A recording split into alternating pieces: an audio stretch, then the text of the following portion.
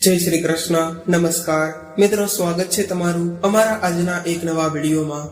મિત્રો, આજે અમે લઈને આવ્યા છીએ એક બાપ અને દીકરીની કહાની. તો મિત્રો, આજની કહાની એક પારિવારિક કહાની છે અને ખૂબ જ પ્રેરણાદાયક કહાની છે, તેમજ ખૂબ જ સમજવા લાયક કહાની અને વિચારવા લાયક કહાની છે.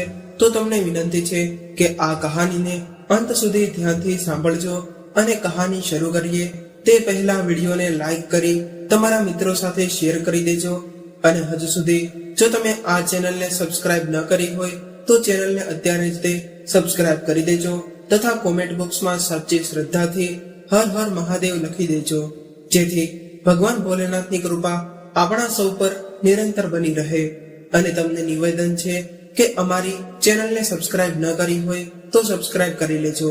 તો મિત્રો, તમારો વધુ સમય ન લેતા ચાલો શરૂ કરીએ આજની કહાની. શ્યામજીભાઈ હોસ્પિટલની બહાર ચિંતાતુર થઈને આંટા મારી રહ્યા હતા અને તેમના બા ગોમતીબેન હાથમાં માળા લઈને ઈશ્વરના નામના જાપ કરી રહ્યા હતા. અને તેમના પત્ની રીટાબહેનને આજે અચાનક જ તે પ્રસ્તુતિની પીડા ઉપડી હતી અને તેમને તાત્કાલિક હોસ્પિટલમાં લઈ જવામાં આવ્યા હતા. હજુ તો રીટાબહેનને 7મો મહિનો ચાલી રહ્યો હતો અને આમ અચાનક જ તે દુખાવાને લીધે તેમને એડમિટ કરાવવા પડ્યા હતા. આમ તો તેમની 3જી ડિલિવરી હતી અને આ વખતે ઘરના બધા સભ્યોને પુત્રનો ઇંતજાર હતો. આમ તો મિત્રો, પહેલી ડિલિવરીથી જ તે તેમને પુત્ર માટેની ઝંખના હતી, પરંતુ રીટાબહેનને બંને ડિલિવરીમાં પુત્રીઓ જ આવી હતી. એ પણ નોર્મલ ડિલિવરી ન હતી. આ તેમનો પુત્ર પ્રાપ્તિનો માટેનો છેલ્લો ચાન્સ હતો. શ્યામજીભાઈને પહેલી 2 દીકરીઓ હતી, રાધા અને આસ્થા. એક 7 વર્ષની અને એક 4 વર્ષની. બંને ખૂબ જ વહાલી લાગે એવી અને બંનેની ઉંમર નાની પણ હતી. આજકાલના નાના છોકરાઓની જેમ કોઈ પણ પ્રકારના ખોટા લાડ વેન ન કરે. જે મળે તેમાં બંને બહેનો ખુશ રહે. શ્યામજીભાઈ મધ્યમ વર્ગીય માણસ હતા. તેમના પરિવારમાં ફક્ત 5 સભ્યો હતા. તેઓ બંને દંપતી, તેમના બા અને તેમની 2 નાની ઢીંગલીઓ હતી. રીટાબહેનને ઓપરેશન થિયેટરમાં લઈ જવાયા હતા. એની થોડી વાર જ તે ડોક્ટર બહાર આવ્યા અને કહ્યું, રીટાબહેનને સીઝર અત્યારે જ તે કરવું પડશે, બીજો કોઈ ઉપાય નથી. એટલે શ્યામજીભાઈએ સિઝેરિયન કરવા માટે હામી ભરી. 7મો મહિનો હોવા છતાં એને 1 કલાક પછી ડોક્ટરે બહાર આવીને ખુશ ખબર આપી. એ જોઈને દૂર બેન્ચ ઉપર બેઠેલા ગોમતીબેન ખુશ થયા. શ્યામજીભાઈ પાસે દોડીને આવ્યા અને બોલ્યા, જોયું, મારી પ્રાર્થના સફળ થઈ. મને તો ખબર જ હતી કે આ વખતે આપણા ઘરે શ્રી કૃષ્ણ જ આવશે. શ્યામજીભાઈ પોતાની બાનો જુસ્સો ભાંગવા જતા હતા ત્યાં જ તે નર્સ આવીને બાળકને તેમના હાથમાં મૂક્યો. રાધા અને આસ્થા પણ પોતાના નવા સાથીને જોવા આવી પહોંચી અને બંને બહેનો તેનો અડવાનો પ્રયાસ કરવા લાગી. ત્યારે તેમને ટકોર કરતા ગોમતી બહેને કહ્યું, છોકરીઓ જોજો જરા, ભાઈને વાગી ન જાય. ત્યારે જ તે નર્સે તેમની તમામ ઈચ્છાઓ પર પાણી ફેરવી બોલી, ભાઈ નહીં, બહેન છે. ત્યારે ગોમતીબા ડોળા કાઢતા શ્યામજીભાઈ સામે જોઈ રહ્યા અને પછી બધા રીટા બહેન પાસે અંદર રૂમમાં ગયા. ત્યારે ગોમતી બહેન કકળાતા મને બોલ્યા, આ છેલ્લી વાર હતું, પણ છતાં તારાથી કંઈ ન થયું. હવે અમારા વંશને કોણ આગળ વધારશે? 2 ઓછી હતી કે તું 3જી પણ પુત્રીને લઈને આવી. રીટા બહેન કંઈ જ ન બોલ્યા અને તેમની બંને દીકરીઓ બાનો ઊંચો અવાજ સાંભળીને રડી પડી. શ્યામજીભાઈ પણ નિરાશ થઈ ચૂક્યા હતા. પુત્ર તો તેમને પણ જોતો હતો, પણ પોતાના જ દિલાસો આપતા હોય તેમ બોલ્યા, આજકાલ તો દીકરીઓ પણ બાપનું નામ રોશન કરે છે. અને બધા ઉદાસ થઈને બેસી ગયા. પણ ત્યારે અચાનક 7 વર્ષની રાધાએ કાવ્ય પંક્તિ શરૂ કરી અને એ સાંભળીને શ્યામજીભાઈની આંખમાંથી હર્ષના આંસુ આવી ગયા. ત્યારે તેમણે પોતાના હાથમાં રહેલી નવજાત બાળકીને ચૂમી અને રાધા અને આસ્થાએ પણ તેની નાની બહેનને ચૂમી લીધી. ત્યારે નાની બાળકીનું નામ નેહા રાખવામાં આવ્યું. બધા પુત્રની રાહ જોઈને બેઠા હતા. નેહા જે ધારા અને આસ્થા કરતા પણ સૌથી વધુ લાડકી બની ગઈ. એ દેખાવે પણ બંને મોટી બહેનો કરતા વધુ ચીડિયાતી હતી. હવે આમ જ તે ધીમે ધીમે સમય પસાર થતો ગયો. નેહા મોટી થઈ ગઈ, તેના ગુણો વધ્યા અને તેમનું સૌંદર્ય પણ વધતું ગયું. એમાં એક દિવસ બન્યું એવું કે શ્યામજીભાઈના બા ગોમતીબેનને અચાનક અસાધ્ય બીમારી લાગુ પડી ગઈ અને શ્યામજીભાઈ તેમની ખૂબ જ દવા કરાવી, પરંતુ થોડા સમયની બીમારીમાં જ તેઓ આ દુનિયા છોડીને જતા રહ્યા. અને હવે તો શ્યામજીભાઈ અને રીટાબહેનની વૃદ્ધાવસ્થા શરૂ થઈ ગઈ હતી અને તેમની મોટી દીકરી રાધા પણ આજે 25 વર્ષની થઈ ચૂકી હતી અને તેમના માટે લગ્નના માંગા આવી રહ્યા હતા. ત્યારે શ્યામજીભાઈએ મુંબઈના એક વેપારીના દીકરા સાથે તેના લગ્ન નક્કી કર્યા. તે વેપારીને બીજો પણ એક નાનો દીકરો હતો, તેથી તે વેપારીએ આસ્થા માટે તેનું માંગુ નાખ્યું. પણ શ્યામજીભાઈને પોતાની માની વાત યાદ આવી કે એક ઘરે 2 સગી બહેનો પણ દેરાણી જેઠાણીની જેમ જ તે રહીને પોતાનો ખરો સંબંધ ભૂલી જાય છે. તેથી શ્યામજીભાઈએ આસ્થાના સંબંધ માટે તેને ના કહી દીધી અને રાધાના લગ્ન કરાવ્યા.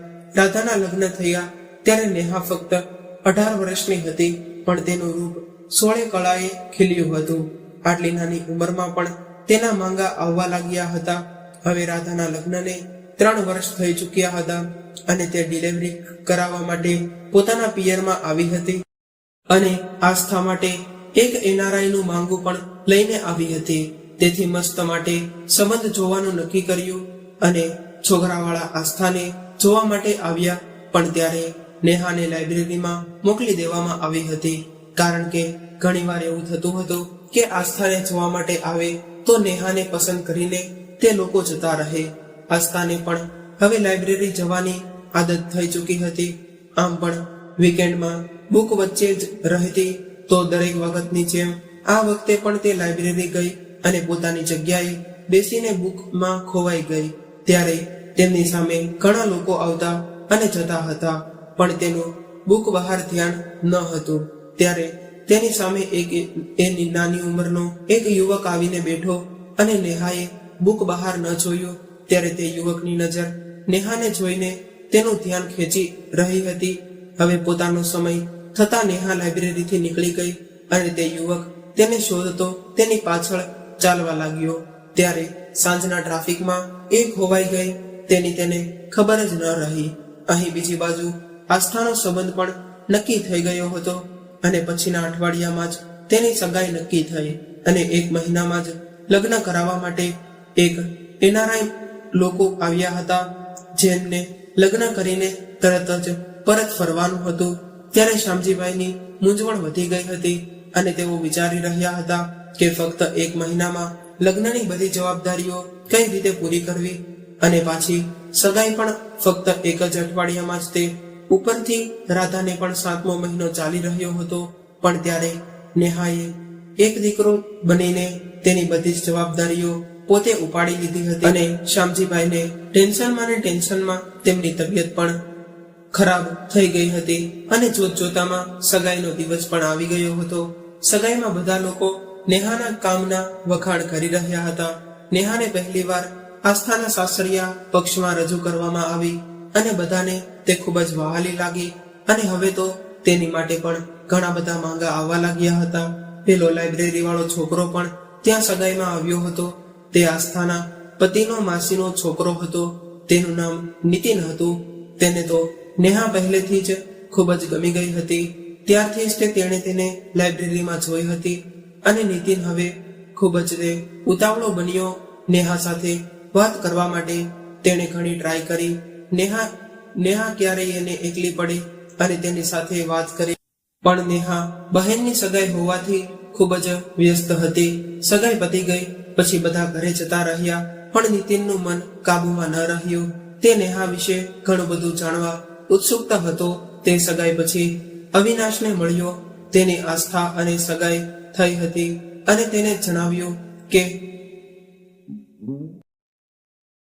નેહા તેની નાની સાળી છે અને ખૂબ જ સારી વ્યક્તિ છે.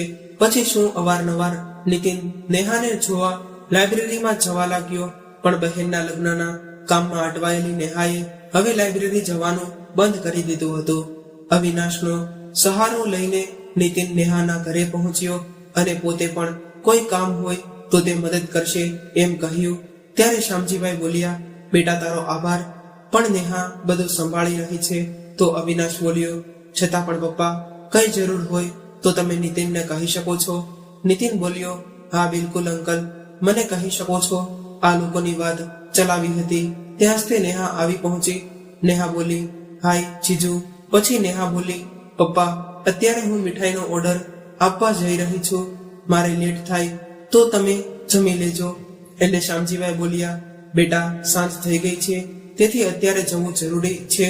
તો નેહા બોલી, હા પપ્પા, કાલ બીજા ઘણા બધા કામ છે મારે. તો શ્યામજીભાઈએ કહ્યું, અવિનાશ આ છોકરાને મને સાવ ઘરે બેસાડી દીધો છે. હવે કઈ એકલો બીમાર હોય એવી રીતે વર્તી રહી છે અને બધું જ કામ એકલી કરી રહી છે. તો અવિનાશ બોલ્યો, નેહા તું મારા કઝિનને લઈ જા, સાથે તારી હેલ્પ કરી દેશે. એટલે શ્યામજીભાઈ બોલ્યા, અરે હા બેટા, અમને મળ આ છે નીતિન. અવિનાશ ના માસીભાઈ. ત્યારે નીતિન બોલ્યો, હાય. તો નેહા બોલી, હેલો. પછી અવિનાશે કહ્યું, નેહા તારે આવવા જવામાં રાત થઈ જશે અને તારું એકલું જવું તે ઠીક નથી. તો શ્યામજીભાઈએ કહ્યું, તમારી વાત સાચી છે અવિનાશ કુમાર. નેહા તું એક કામ કર કે તું નીતિનને સાથે લઈ જા, તેમની પાસે ગાડી છે, તેથી આવવા જવામાં સારું રહેશે.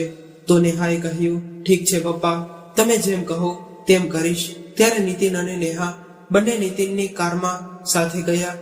ત્યારે નીતિન બોલવા લાગ્યો, તમે બધાથી નાના છો ને? તો નેહાએ કહ્યું, હા. અને નીતિને કહ્યું કે હું એક જ છું અને તમને વાંચવાનું ખૂબ જ ગમે છે ને? નેહાએ કહ્યું, હા. પરંતુ તમને કેમ ખબર?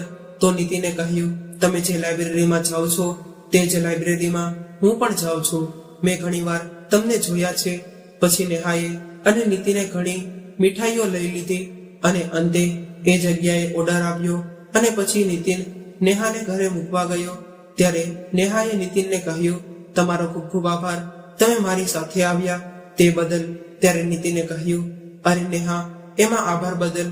ત્યારે નીતિને કહ્યું, અરે નેહા એમાં આભાર શું, તેવું મારી ફરજ હતી. તો નેહાએ કહ્યું, તમે ન હોત તો હું એકલી કેટલી જગ્યાએ એકલી ફરત. ત્યારે નીતિને મોકો જોઈને ચોકો માર્યો અને કહ્યું કે તમારે જો મારો આભાર માનવો જ હોય તો કાલે એક કપ કોફી થઈ જાય સાથે. એટલે નેહાએ કહ્યું, પણ કાલે તો મારે ઘણા કામ છે. તો નીતિને કહ્યું, જસ્ટ ફોર 10 મિનિટ્સ.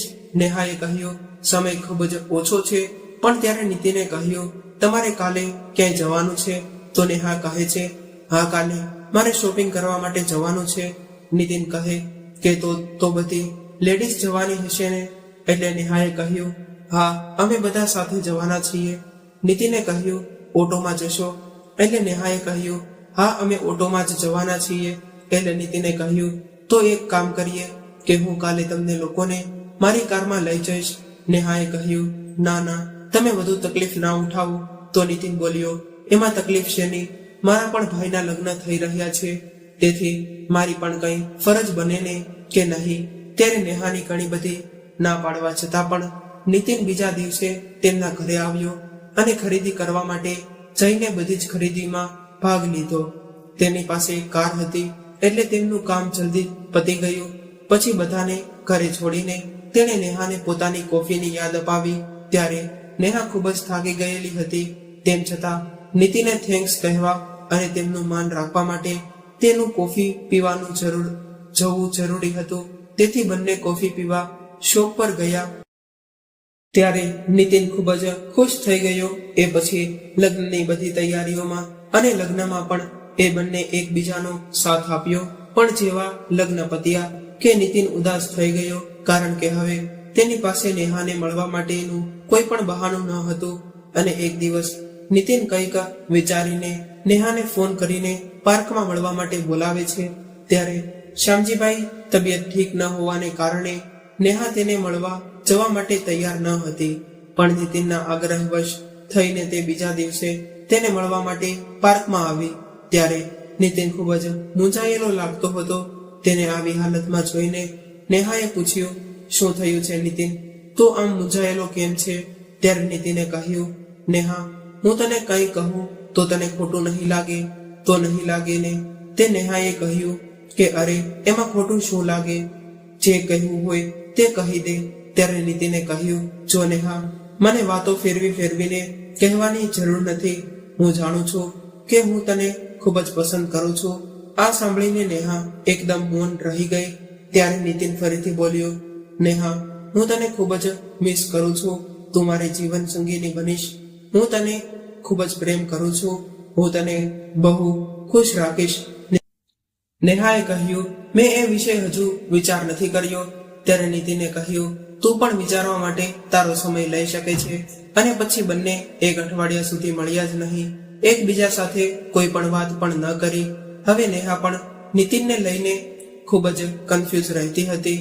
એવું જ ન હતું કે તે બંને પસંદ ન હતો, પણ શ્યામજીભાઈએ હાલમાં જ તે આસ્થાના લગ્ન કર્યા હતા, અને થોડા જ દિવસોમાં રાધાની પણ ડિલિવરી આવવાની હતી. ઉપરથી શ્યામજીભાઈ ખૂબ જ બીમાર રહેતા હતા. એવામાં નેહા કઈ રીતે ઘરે પોતાના અને નીતિનના સંબંધ વિશે વાત કરે એ તેને કંઈ સમજાતું ન હતું. તેથી ઘણા દિવસો વીતી ગયા હોવા છતાં પણ નેહાએ નીતિનને કોઈ જવાબ ન આપ્યો. અને થોડા જ દિવસ પછી રાધાએ બાબો આવ્યો, અને ત્યારે તેને જોવા માટે નીતિન હોસ્પિટલે પહોંચ્યો. ત્યારે તેને જોઈને નેહા ખૂબ જ ખુશ હતી, અને પોતે હજુ સુધી તેને જવાબ ન આપ્યો એથી શોભ પણ અનુભવી રહી હતી. અને પછી નીતિને સ્મિત આપીને તેના દિલને આરામ પહોંચાડ્યો. અને નેહા બોલી, કેમ નારાજ છો હજુ મારાથી? તો નીતિને કહ્યું, ના, તને પૂરો હક છે સમય લેવાનો. ત્યારે નેહાએ કહ્યું, નીતિન, મારો જવાબ તો હા છે. પણ તો નીતિને કહ્યું, મને તારા પણ માં અને બણનો કોઈ લેવા દેવા નથી. તો હા કહ્યું, એટલું ઘણું છે. નેહાએ કહ્યું, પરંતુ હું હમણાં ઘરે વાત નહીં કરી શકું. એ માટે મારે થોડો સમય જોશે. હજુ તો નીતિને કહ્યું, અંકલની તબિયત ઠીક થઈ જવા દે, પછી હું સાથે ચાલીને વાત આગળ વધારીશ. નેહાને નીતિન વચ્ચે ખૂબ જ ઠીક ચાલવા લાગ્યું.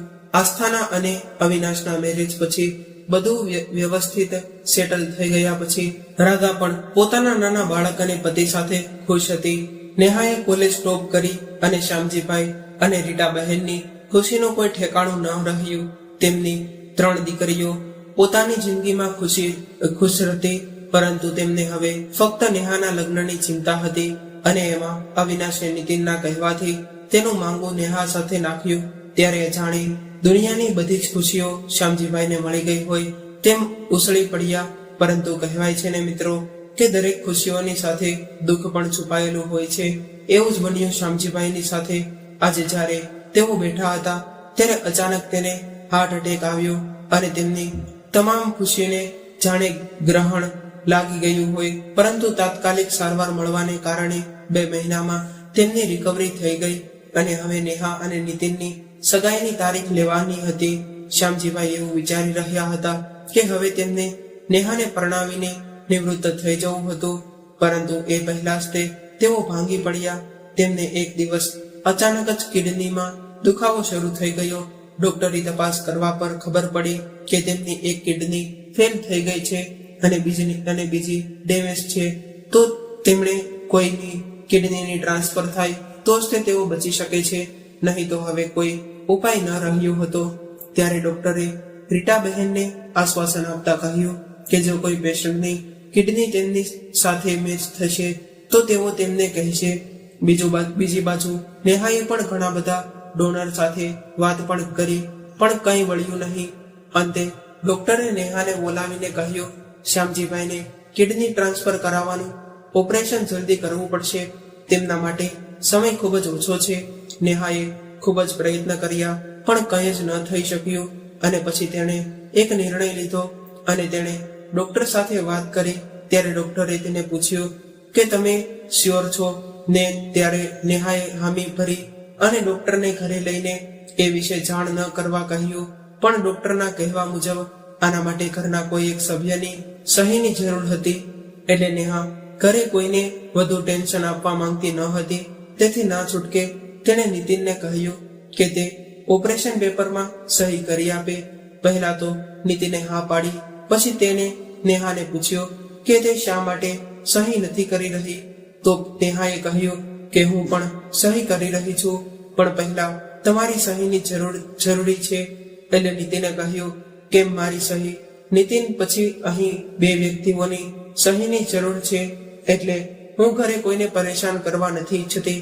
એટલે નીતિને કહ્યું, તો આપણે ડોક્ટરને કહીને જલ્દી ઓપરેશન કરાવીએ. નેહાએ કહ્યું, હા. નીતિને કહ્યું કે કિડનીનો બંદોબસ્ત થઈ ગયો છે. એટલે નેહાએ કહ્યું, હા, થઈ ગયો છે. નીતિને કહ્યું, એટલે કોણ ડોનર છે? તો નેહાએ કહ્યું કે અમારા એક દૂરના સગા છે. નીતિને કહ્યું, એમને કોઈ પ્રોબ્લેમ તો નથી ને? એટલે નેહાએ કહ્યું, કોઈ ખુદના લોકોને કોઈને પ્રોબ્લેમ થોડો હોય, ખબર નહીં કેમ, પણ નીતિને નેહાની વાત ગળે ન ઉતારી. અને 2 દિવસ પછી જ તે ઓપરેશન હતું અને નીતિન અગાઉથી જ વહેલો હોસ્પિટલે પહોંચી ગયો અને ડોક્ટર સાથે મુલાકાત કરી. અને નીતિન બોલ્યો, ડોક્ટર સાહેબ, હવે ઓપરેશન કર્યા પછી તો તેમની તબિયત ઠીક થઈ જશે ને? એટલે ડોક્ટરે કહ્યું, હા, તેઓ આરામથી જીવી શકશે. નીતિને કહ્યું, સારું થયું, ચાલો, થેન્ક યુ, ગોડ બ્લેસ. ત્યારે ડોક્ટરે કહ્યું, પણ તેમની દીકરી નેહાને દાન દેવી પડશે. એણે જે બધી રીતે જવાબદારી લીધી છે એ જોઈને તેને બેસ્ટ ઓફ લક છે. નીતિને કહ્યું, હા, સાચે જ તે નેહા ઘણું કરી રહી છે. ત્યારે ડોક્ટરે કહ્યું, હા, અહીં તો કોણ આટલી નાની ઉંમરમાં પોતાની કિડની ડોનર કરે? એટલે નીતિને કહ્યું, શું વાત કરી રહ્યા છો ડોક્ટર સાહેબ? નેહા પોતાની એક કિડની તેના પિતાને ટ્રાન્સફર કરી રહી છે. નીતિનને તો માન્યમાં જ નહોતું આવતું, એટલે તે તુરંત જ હોસ્પિટલમાંથી નીકળીને સીધો પહોંચી ગયો નેહાના ઘરે. એટલે નેહા સાથે સવાલ જવાબ કરવા લાગ્યો. નીતિને કહ્યું, નેહા, શું તું સાચે જ તે તારી કિડની તારા પપ્પાને આપી રહી છે? આ સાંભળીને રીટા બહેન અને રાધા ચોકી ઉઠ્યા અને કોઈને ખબર જ ન હતી કે તેના પપ્પાની કિડનીની ડોનર ખુદ નેહા જ કરી રહી હતી. ત્યારે રાધાએ કહ્યું, હા, સાચું છે ને નેહા?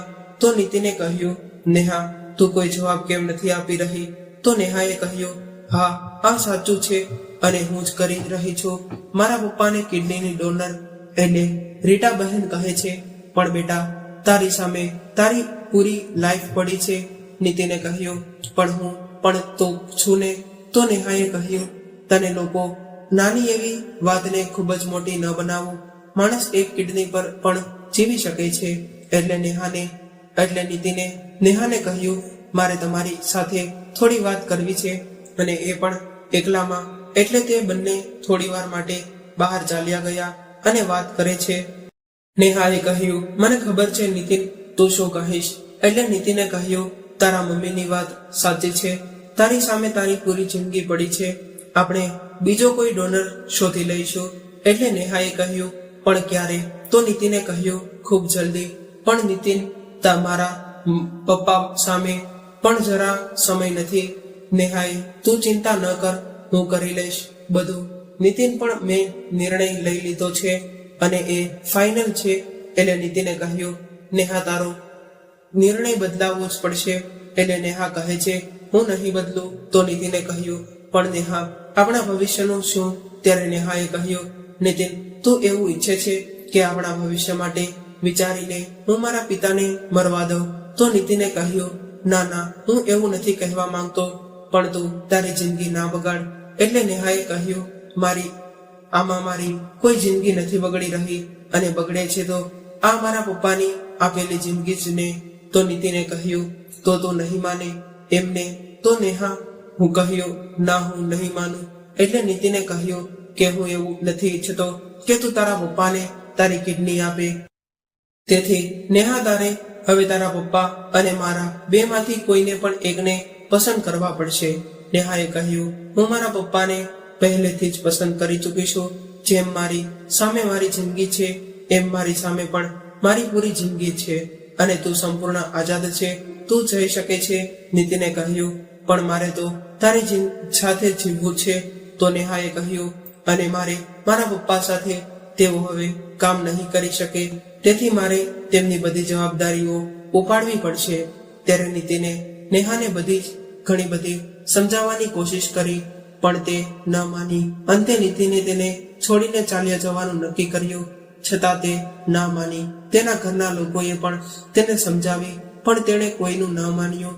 અને 2 દિવસ પછી શ્યામજીભાઈની કિડની ટ્રાન્સફરની સર્જરી થઈ અને તેમને જ્યારે પણ ખબર પડી કે તેમને જીવનદાન બીજા કોઈએ નહીં પણ તેમની પોતાની નાની દીકરીએ નેહાએ આપ્યું છે, ત્યારે તેમની આંખોમાં આંસુ આવી ગયા અને તેમને એ દિવસો યાદ આવવા લાગ્યા જ્યારે રીટાબહેન ત્રીજી વખત પ્રેગ્નેન્ટ થયા હતા અને ત્યારે તેમનું એબ્રોશન કરતા માટે પહેલા હતા, પણ ભગવાનની મરજીથી એબ્રોશન થયું ન હતું અને રીટાબહેને ત્રીજી પણ દીકરી આવી હતી અને તે જ બાળકીએ આજે તેમનો જીવ બચાવ્યો હતો. તો મિત્રો કોણ કહે છે કે ફક્ત દીકરો જ પોતાના કુળને તારે છે, પરંતુ મિત્રો અહીંયા હું એવું કહેવા માંગીશ કે એક દીકરો ન કરી શકે તે દીકરી કરીને દેખાડે છે. અને મિત્રો દીકરી એક નહીં પરંતુ 2 કુળને તારે છે. તો મિત્રો તમને આ કહાની કેવી લાગી તે કોમેન્ટ કરીને જરૂર જણાવજો. અને જો કહાની પસંદ આવી હોય તો વિડીયોને લાઈક, શેર અને નવા હોય તો આ ચેનલને સબસ્ક્રાઇબ જરૂરથી કરી દેશો, જેથી અમારા નવા આવનારા વિડીયોની જાણકારી તમને પહેલા પહોંચે. અને વિડીયોને લાઈક કરી દેજો. ફરી મળીશું આવા જ એક નવા વિડીયો સાથે. ત્યાં સુધી સૌને મારા રાધે રાધે.